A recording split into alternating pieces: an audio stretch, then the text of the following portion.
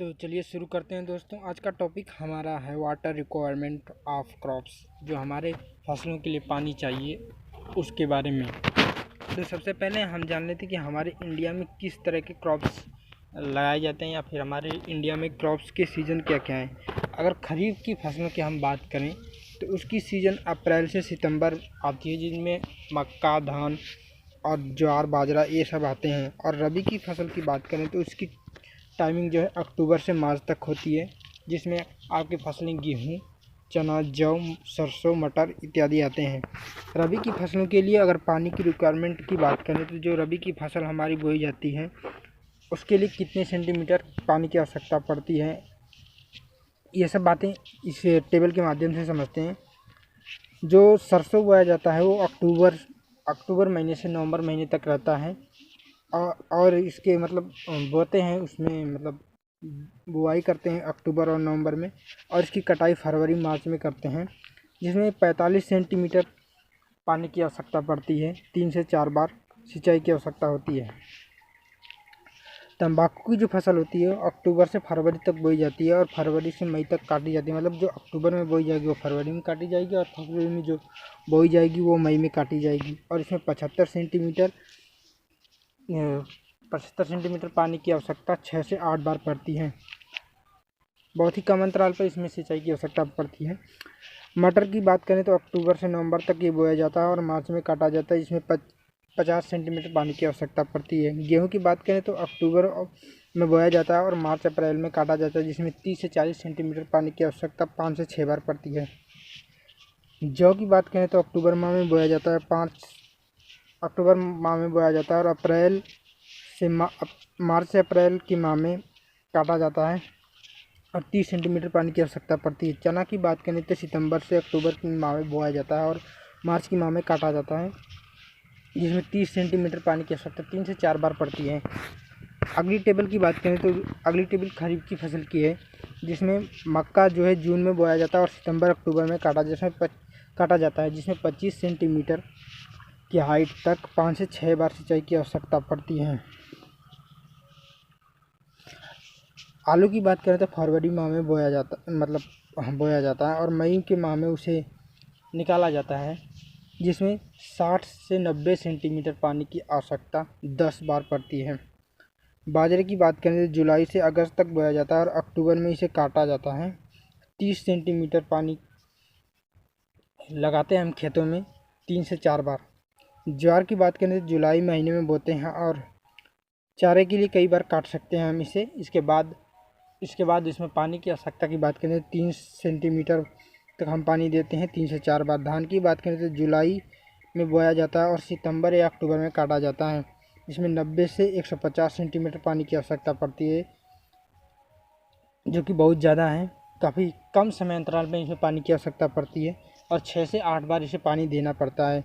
मूंगफली की बात करें तो मई महीने में बोया जाता है और नवंबर से दिसंबर महीने में काटा जाता है। 45 सेंटीमीटर पानी की आवश्यकता 4 से 5 बार पड़ती है। अरहर की बात करें तो जुलाई से अगस्त के महीने में बोया जाता है और मार्च अप्रैल में काटा जाता है। इसमें 3 सेंटीमीटर पानी की आवश्यकता 3 से 4 बार पड़ती है। कुछ फसलें 12मासी होती हैं, जैसे गन्ना, जिसे फरवरी या मार्च में बोया जाता है और दिसंबर से मार्च तक काटा जाता है, जिसमें 120 सेंटीमीटर पानी की आवश्यकता 12 से 14 बार पड़ती है। आगे चलते हैं दोस्तों। कुछ हमारे इंडिया की सॉइल के बारे में पढ़ते हैं कि कहाँ की सॉइल, किस सॉइल में कौन सी फसल हमारी उपयुक्त रहेगी। तो उसके लिए बात करते हैं classification of soil according to particle के आधार पर। तो मैटियर सॉइल पहले आती है, जिसमें क्ले का जो परसेंटेज सबसे ज़्यादा होता है, लगभग 35 से 40% होता है, जिसमें धान और गन्ना जैसी फसलें को हम उगा सकते हैं। इसके बाद आता है डोमट मैटियर। ये जो मैटियर सॉइल है इसमें जो सिंचाई की आवश्यकता बहुत कम पड़ती है, मतलब ये पानी ऑब्जर्व करके रखता है अपने अंदर। इसके बाद मैटियर डोमट आता है, इसमें परसेंटेज जो है उसकी अपेक्षा कम होता है मैटियर सॉइल की अपेक्षा। एक बार डोमट और लोमी सॉइल होता है, जिसमें क्ले की परसेंटेज जो 20% होता है। सैंडी सॉइल होता है, इसमें पानी की आवश्यकता अपेक्षाकृत थोड़ा सा अधिक पड़ती है। जिसमें कि क्रॉप्स की बात करें, इसमें गेहूं, मक्का, आलू, चना जैसी फसलों को उगाया जा सकता है। दोमट सैंडी सॉइल की बात करें तो इसमें क्ले का परसेंटेज जो है 10% से भी कम होता है। इसे और भी अधिक सिंचाई की आवश्यकता पड़ती है, जिसमें सरसों, ज्वार, बाजरा, मूंगफली जैसी फसलों को उगाया जा सकता है। अकॉर्डिंग आगे चलते हैं तो सैंडी सॉइल हमारा आता है, जिसमें क्ले का परसेंटेज 5% से भी कम होता है, जिसमें हम खरबूज, तरबूज और मूंगफली जैसी फसलों को उगाते हैं, इसमें भी पानी की आवश्यकता पड़ती है।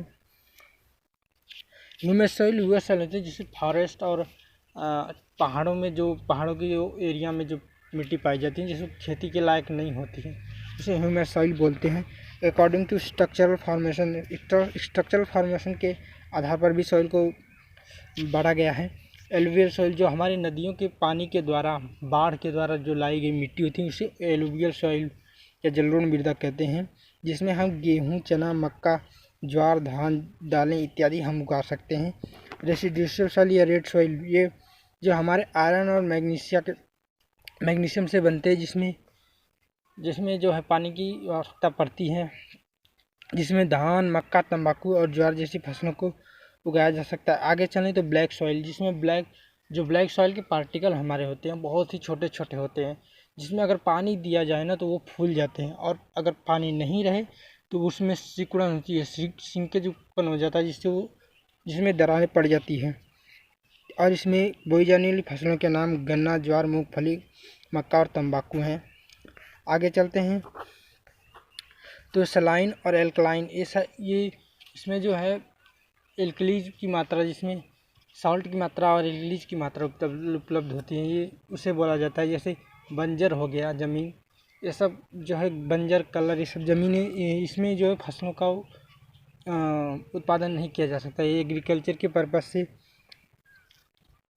लाभदायक नहीं होती हैं ये ज़मीनें, उसे बोला जाता है। इम्पोर्टेंट टर्म्स ऑफ इरिगेशन, इसको समझते हैं।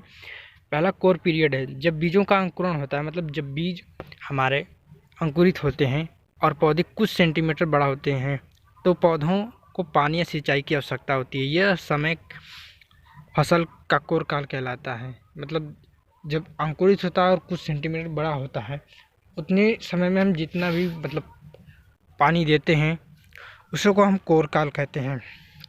यह कोर काल जो है 2 सप्ताह से 4 सप्ताह के बीच का होता है हमारा। कोर वाटरिंग, कोर काल में जो फसल को सिंचाई के लिए पानी दी गई है, उसे हम कोर वाटरिंग कहते हैं। कोर डेप्थ, जो हमारा कोर पीरियड में जितने पानी हम दिए हैं, जितने सेंटीमीटर पानी हम क्रॉप्स को दिए हैं, उसे हम कोर पीरियड कहते हैं। पेलियो वाटरिंग, बीज को बोने से पहले जो सिंचाई मतलब खेतों में की जाती है नमी के लिए, उसे पेलियो वाटरिंग कहते हैं। नंबर ऑफ वाटरिंग, फसलों को कई चरणों में हम पानी देते हैं, जैसे जैसे वो बड़ा होता है, उसे ही हम नंबर ऑफ वाटरिंग कहते हैं। टाइम फैक्टर, नहर में आए पानी के दिनों की वास्तविक संख्या और फसल के लिए सिंचाई हेतु पानी की आवश्यकता दिनों की संख्या के अनुपात के गुणांक को कहते हैं। कैपेसिटी ऑफ फैक्टर, नहर में पानी के प्रवाह की मात्रा को घन मीटर प्रति सेकेंड में मापा जाता है, इसे क्यूमेक भी कहते हैं। एक क्यूमेक में 24 घंटे में जितने पानी को प्रवाहित करता है उसे एक क्यूमेक दिन कहते हैं। एक घन मीटर प्रति सेकेंड पानी की आवश्यकता बराबर 8.64 हेक्टोमीटर होता है। मतलब एक घन मीटर पानी मतलब दिए जाए उस पर्टिकुलर एरिया में जितना दिया गया है 24 घंटे में, उसका कुल वैल्यूम ये दिया हुआ है आपका। आउटलेट, जहाँ से हम नहर से पानी लेते हैं, जहाँ उस नहर को पानी लेने के लिए जो हम मतलब रास्ता बनाते हैं, उसे ही आउटलेट या मोगा कहते हैं। वाटर कोर्स, जो पानी लेकर हम नाली के थ्रू लाते हैं अपने खेतों तक, उसे वाटर कोर्स कहा जाता है। ड्यूटी, जब पानी को हम खेतों में देते हैं, मतलब जब देते हैं, उसे हम ड्यूटी कहते हैं। डेल्टा और डेप्थ ऑफ वाटरिंग, किसी फसल को दिए गए पानी की कुल गहराई डेल्टा कहलाती है। मतलब कुल पीरियड में कितने पानी हम उसे दिए हैं उस फसल को, उसे डेल्टा कहते हैं।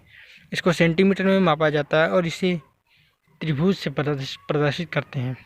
Relation between duty and delta और वेस्ट पीरियड, कुल मिला के यही है कि मतलब उसको निकालने के लिए हमें कुछ टर्म मतलब फार्मूले को बनाना पड़ता है, लेकिन इसको आपको याद करने की कोई ज़रूरत नहीं है, आपको ये पूछता नहीं है। जैसे मान लेते हैं हम डी बराबर पानी है की हेक्टेयर क्यूबिक में होता है, और बी बराबर बेस पीरियड, डेल्टा बराबर होता है पानी की कुल गहराई, डी बराबर हेक्टेयर। इसके बाद इसी की सहायता से पानी का कुल आयतन निकाल लेते हैं, और पानी का कुल आयतन निकाल कर उसे बेस पीरियड से अगर गुणा कर देते हैं तो हमारा आ जाता है कुल जो पानी हम दिए रहते हैं खेतों में उसकी मात्रा, और उसी से हम निकाल लेते हैं डेल्टा का मान।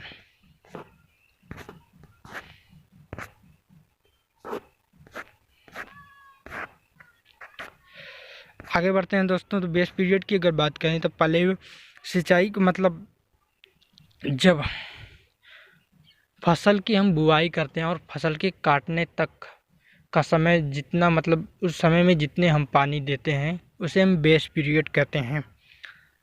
क्रॉप पीरियड फसल को बोने के बाद, बोने से और फसल के काटने तक का समय हमारा क्रॉप पीरियड कहलाता है।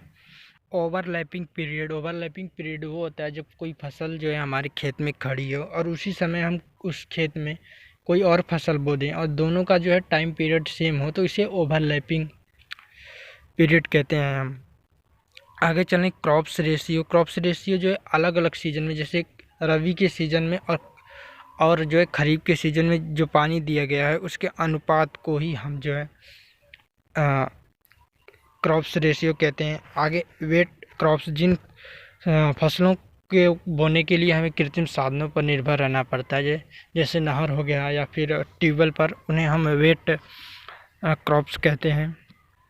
बिरानी फसलें, जिन फसलों के लिए हमें वर्षा पर निर्भर, जिस फसलों को बोने के लिए वर्षा पर निर्भर रहना पड़ता है हमें, उसको हम बिरानी फसलें कहते हैं। सकल नहरी क्षेत्र, सिंचाई नहर के नियंत्रित में जितना क्षेत्र आता है उसे सकल नहरी क्षेत्र कहते हैं। मतलब एक नहर जा रही है, उसे जितने एरिया को इरिगेट कर रहा है उस एरिया को हम कहते हैं ग्रॉस कमांड एरिया। इसका फार्मूला अगर बात करें ग्रॉस कमांड एरिया का, तो कल्चरबल एरिया प्लस अनकल्चरबल एरिया, जितना मतलब हो रहा है उसे ही कहेंगे हम। अनकल्चरबल एरिया होता है जहाँ पर मतलब घर बनाकर हम रहते हैं, कल्चरबल एरिया वो होता है जहाँ पर फसलें उगाते हैं। अगर कोई नहर जा रही है तो दोनों एरिया को इरिगेट करने की क्षमता वो रखती है। आगे चलते हैं हम, तो आता है कल्चरबल एरिया कमांड, मतलब जो नहर के द्वारा वास्तविक संचित किया जाता है उसे कृषि क्षेत्र बोलते हैं, मतलब जो नहर इरिगेट करता है। अनकल्चरबल की वही हम बता चुके हैं। और इरिगेटेड एरिया, जो नहर के द्वारा इरिगेट होता है उसे इरिगेटेड एरिया बोलते हैं। तो आज का वीडियो हमारा यहीं पर ख़त्म होता है। अगर आपको वीडियो अच्छा लगा तो सब्सक्राइब करते जाइए चैनल को।